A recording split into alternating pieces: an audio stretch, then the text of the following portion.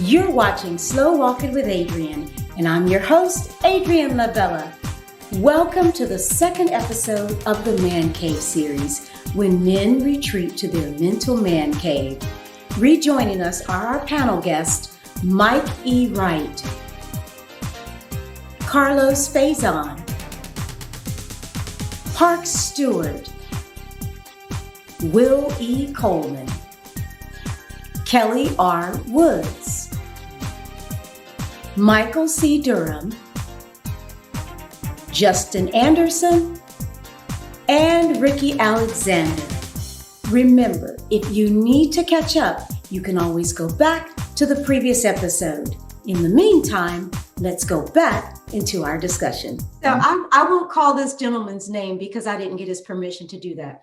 But I was in a chat room with a gentleman leading a relationship group, and I wanted to hear his take on why men retreat. And he said something that was really, I thought it was really interesting. He said, women think when men retreat that it's about them. He said, it's not always about you. He said, retreating, and this is, let me say this, let me quote him correctly. He said, women shouldn't think that it always has something to do with them. Sometimes we're not trying to get away from you. We're just trying to be alone with us. And I thought that was very interesting. Now, the thought behind that was profoundly stated. It really was.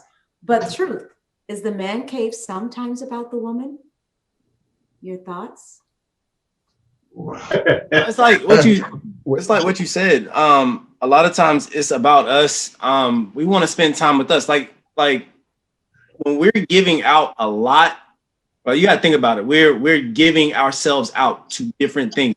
Majority of that time, majority of us is going to our significant others. So there are times where we want to spend time with us because like we were here before we met you. So like we still have to take that time to deal with us. And being disrespectful, it's more so saying, hey baby, I need to go ahead and gather my thoughts.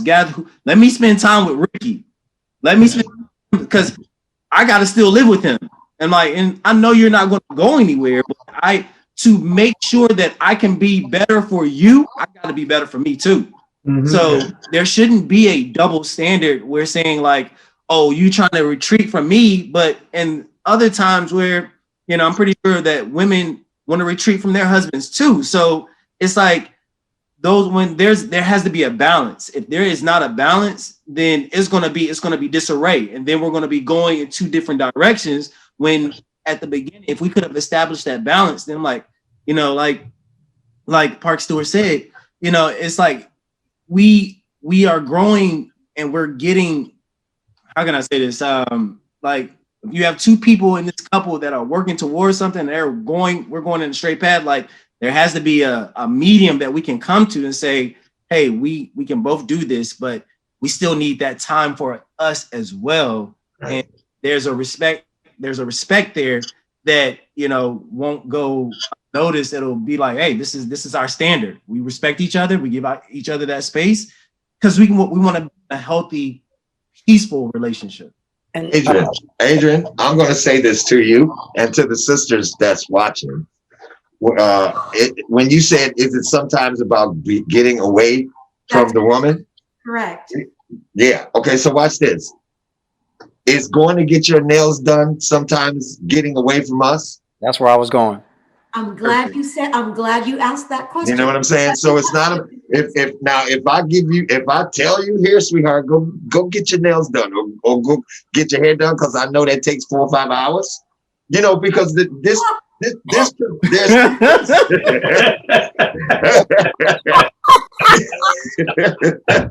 there's two premises to this. It's the mental man cave and then it's the physical man cave. Okay. The mental man cave is normally, to me, in my world, is because there's an issue or there's something that I just need to deal with. Because the physical man cave is just like, I just want to play my guitar and that kind of thing. So y'all can send us to the man cave too. Know that.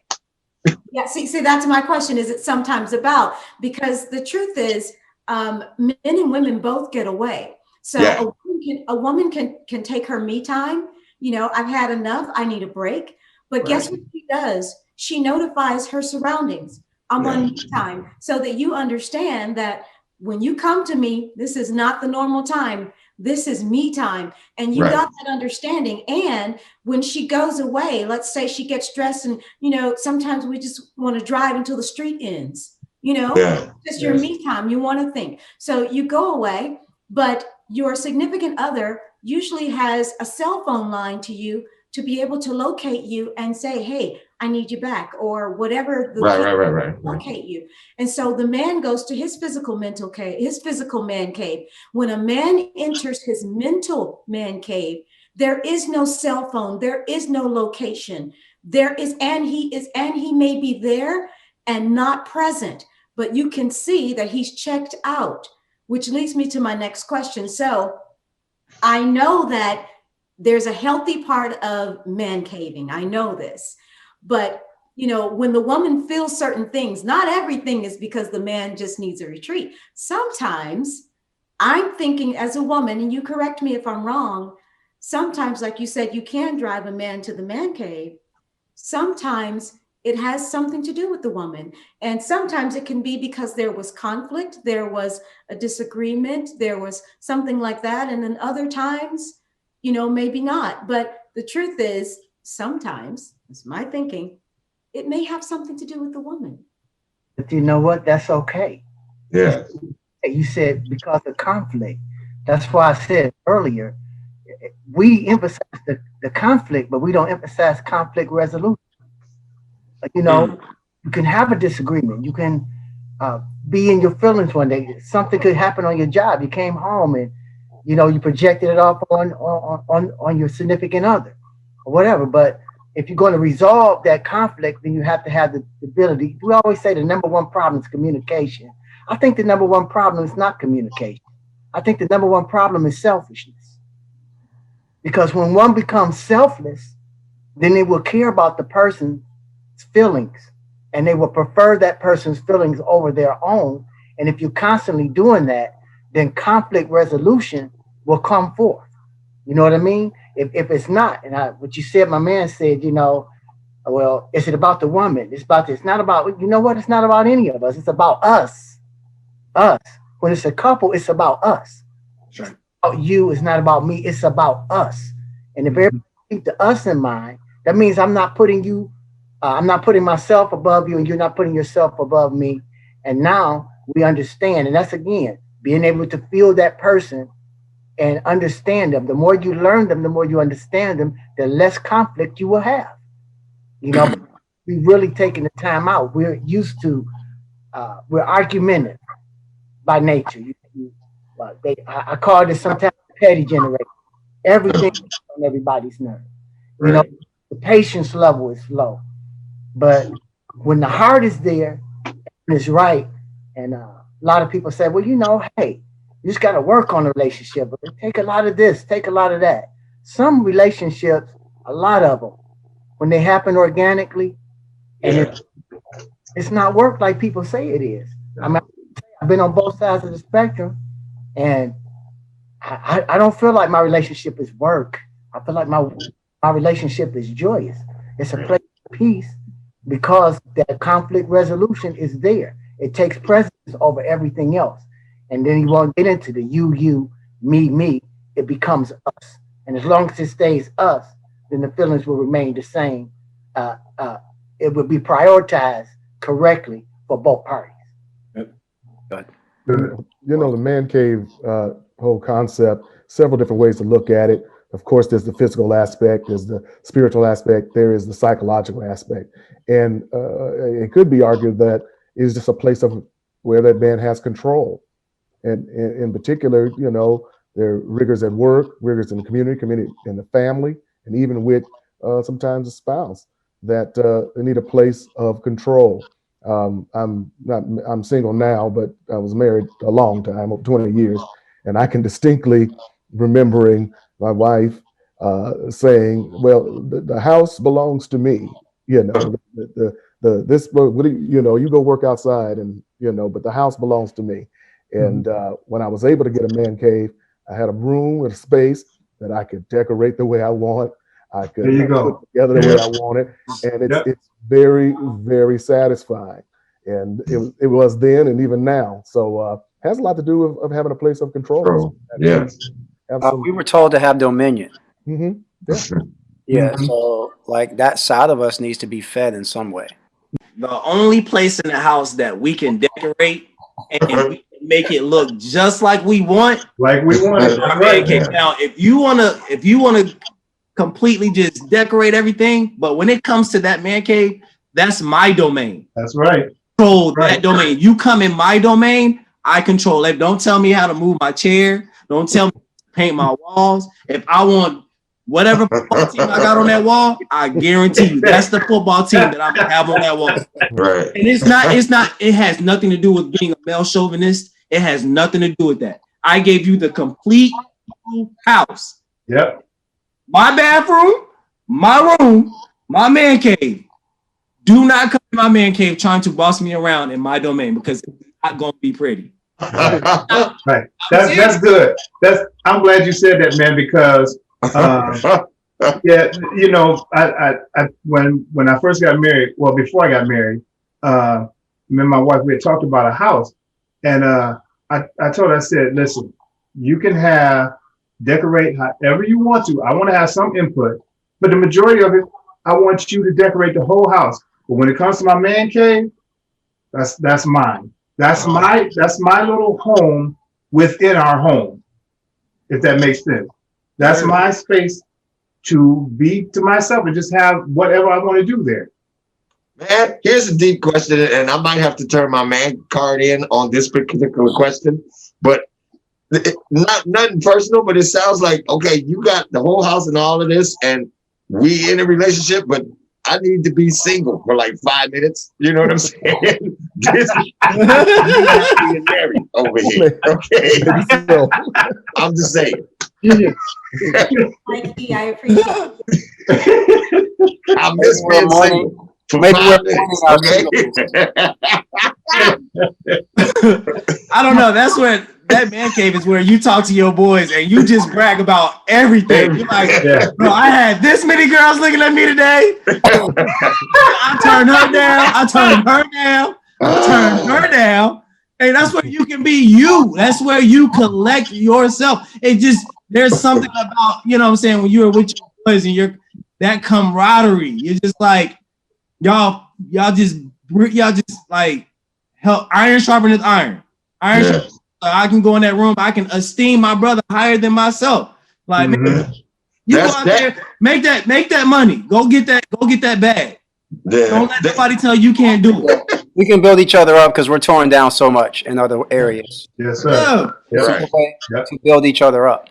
Yeah, not only Rick and Justin can do that. How many girls hollered at me today? Conversation. And Pass Pastor me too. that bag of chips. I turned her down today. I got it, but I ain't want to do it. I ain't What's even the want to B do that. song to Beyonce? All the single brothers. All the single brothers. Right. So I have a question for you. I have a question for you. I'm sorry, was somebody I'm talking? real proud of the fact that we got young men Yeah, no doubt. Yeah. who are speaking the way Keeping they it real too. it does my heart good. Yeah, I love it, you know, and I think it's a major thing that we need to have. And when we were younger, you know, like I'm a little bit different thinker. And when I was younger, we had OGs on the block Man. who would pull us aside and give us the, you know, drop the knowledge on us and discuss things. And we would have conversations, you know. It kind of got lost over the years with all this independent thinking and Mm-hmm. lack of mentorship. So I'm very proud of y'all brothers for that. And I also want to say too, to the women, because she asked a very pertinent question. I'm gonna put this out there, and it's just me. This is just my thinking. Like my wife, she watches football. She does all that. You know what I mean? If she's doing something and I'm doing something, I just like for her to be next to me. Yep. Like for me to be next to her. There you go. That's because I think she has become my place of retreat. She Mm. Wow, that's deep. he made a very pertinent point. with all the turmoil in the world and all the things going on, she is my place of peace. That is my place of comfort. So I don't really need to get away from that. You know what I'm saying? It's the thing so I think if the woman can understand that she could become a man's place of peace and comfort, and she respects that, then anything the man does when he's apart, as Mikey said, she won't view it as abandonment. Mm-hmm. Because she'll already know I am his place of comfort, just needs time, or they all just need to go, which everybody so eloquently spoke on. Mm-hmm. That's rich. Can I ask a question? Parks, I'm in a relationship and I'm feel like I'm just soaking up a lot of game from you just right now on this call. While I got you here, can I ask you a question? Did y'all like start out in that place? Did she, like you said, it kind of happened organically? It happened. Did she become your place of peace? You know what I'm saying? Wow, you know what? That's a good question. Being a creative the way I am, my expression is not something that I do. Like, I don't just write songs. It's who I am. Right. You're a poet, but that's an expression of who you are. You just don't write poems. It comes from an inner place. I was married before, and if you were to talk to my ex-wife, she would tell you, I still love him.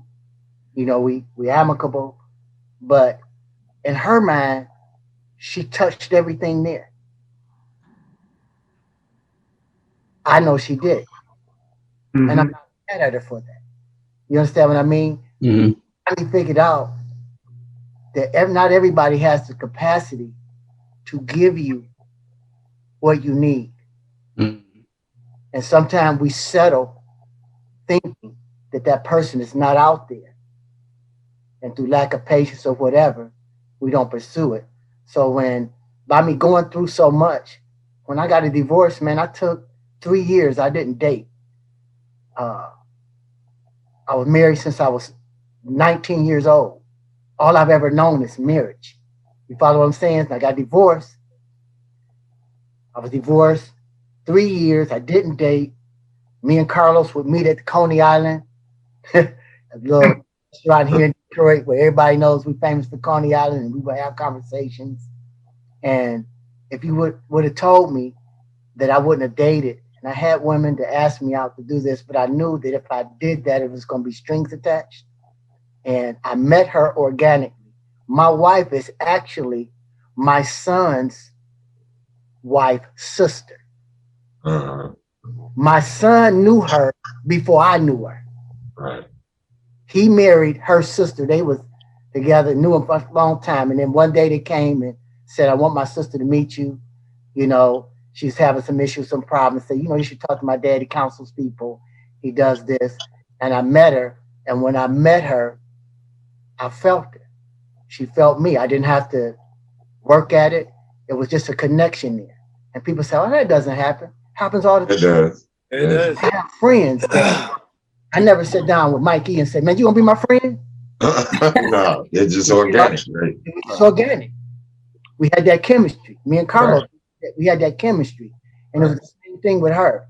She taught, but I had to get rid of the residue from my past to give her a fair shot. Right. Because it was almost like it was too good to be true. Yeah. Because they had put in you that doesn't exist. They used to call me the hopeless romantic. On it ain't out there. And that don't exist. All that romance, all this. Fairy tales. Yes. And my whole thing was, man, I wanted simple. Someone to love me for who I am, to feel me. And it happened organically. And she is my place of peace and comfort. And I can honestly say, man, we've been married for 10 years. I can count the times on one hand, on 3 fingers. We probably had 3, may not be major arguments to somebody else, but was major for us. We don't roll that way. We do the other things, and it's always a thing of her coming back to me and say, well, I feel like this, or I come back to her and say, I never want to hurt you. I just want to so-and-so. And there's that conflict resolution. That's why you hear me say it so much. Wow. Organically happening.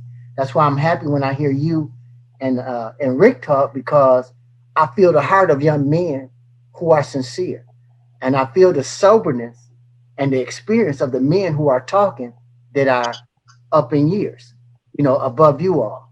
And so I like to mix this here, and I really like the different trends of thought, because I think this will be good for the women out there, because they're all different, but we have some general principles that are alike. Yep. And if they can tap into those, we are pretty much the same. If you every man, I guarantee you, he's not going to leave out comfort and peace.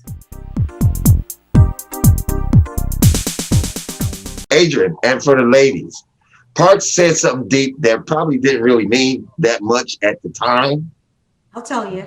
But watch this. Me, Parks, and Carlos can sit here and honestly say we have never even raised our voices at each other in 45, 50 years we've been knowing each other. Wow. And we can go for a month or a year and reconnect, and there's absolutely no love lost. So Justin and ladies, that's not just because we different kind of boys. You can have that, like Parks has, relationship. That's right.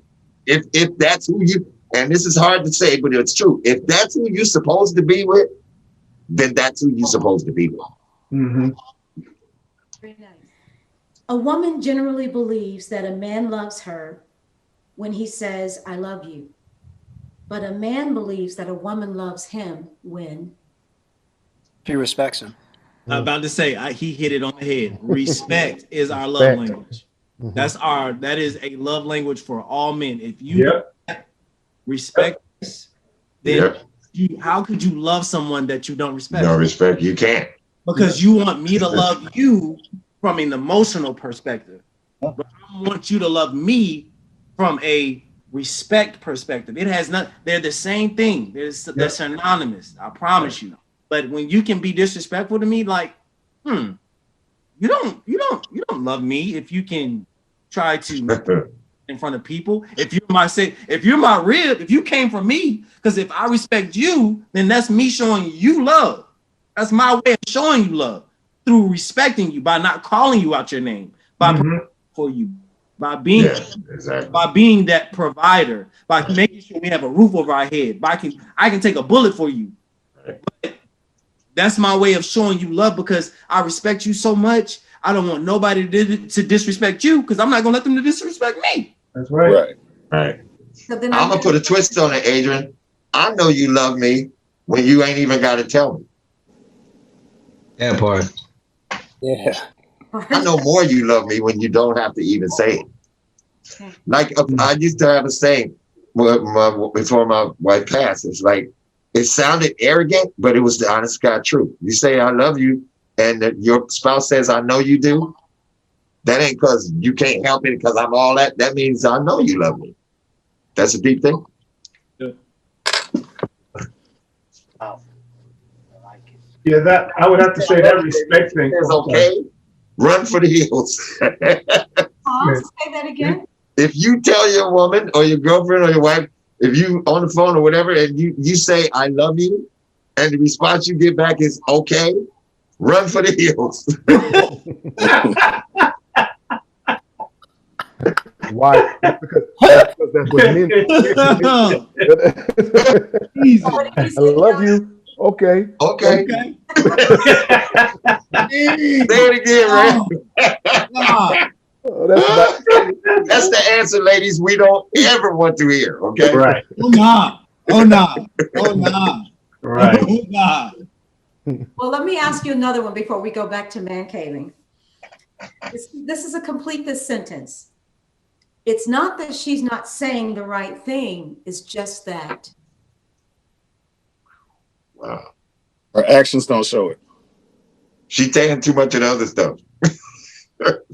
How she's saying it, yeah. Yeah, it's how she's saying it. It's how she's saying it. Right. Listening to our homegirls. You doing? Listening to those bad influences. Man. We don't do third-party relationships. We don't do third party. Yeah. I hear you, nephew. That's some wisdom. Let me ask this question. When a woman comes at you a certain way, no matter how right it is, do you get that feeling of am I talking to a woman here, or am I talking to a dude here? When they come in so hard that you have to remember this is a woman, but the venom that's coming forth out of them the venom make you forget. So if they're coming at you cussing, then hey, we on that level. Or if they're exactly coming at you accusing, then there you go back. You know, do you all have ever felt that? You know, I know. Yeah. See, that goes back. That goes back to the prior question where he answered and said the main way you know is that she respects you. If she's talking to you with disrespect, then tell right there. Yep. Yeah. That's it. It's the tone. It's the tone too, at how, you know, they may come to you and stuff, because that you can say something one way and it can be okay, but if the tone is off, and with the exact same words, it can be the same words, but the tone makes a whole lot of difference and stuff. And so for me personally, that will shut me down. It doesn't matter. You can be as right as the Bible. Yep. But if you don't present it right, that's right. Now we're responding. We're acting. I'm sorry, and there is no more. Yeah, we reacted. Yeah, you passed the response. Yeah, exactly. You're not going now. Like if you're trying to emasculate me, I believe that's the word. Mm-hmm. Trying to emasculate me, and you're trying to come against my inner man. I ain't.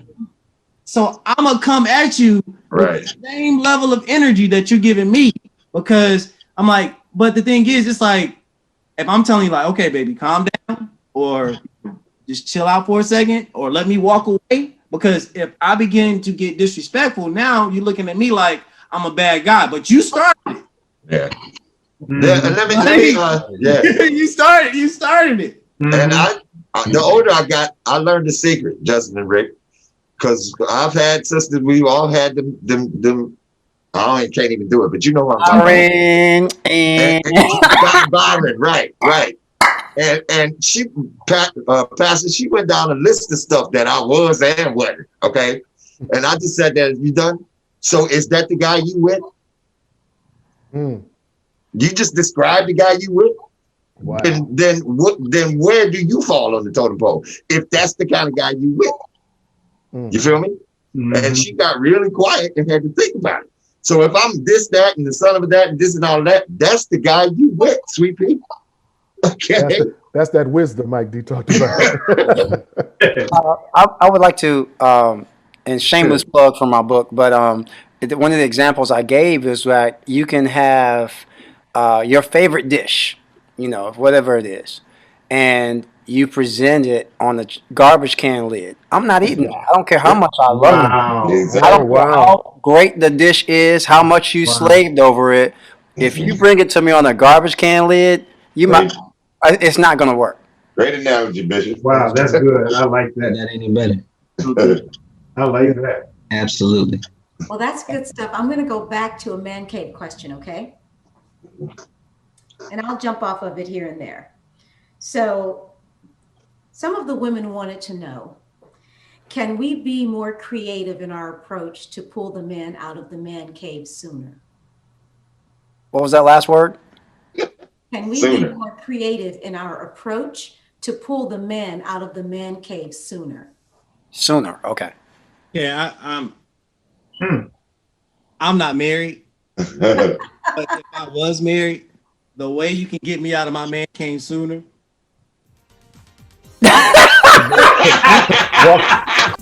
Well, folks, that's all the time we have for today. Until next time, I'm Adrienne Lavella, reminding you that life can throw us challenges, but we will get through it together. Let's love together. Let's forgive together. Let's heal together. Let's do life together. I'll see you next Wednesday at 8 p.m. I think it should be noted that after the Man Cave series comes the She Shedding series, because the women have chimed in and they've got something to say. So I'll see you next Wednesday at 8 p.m.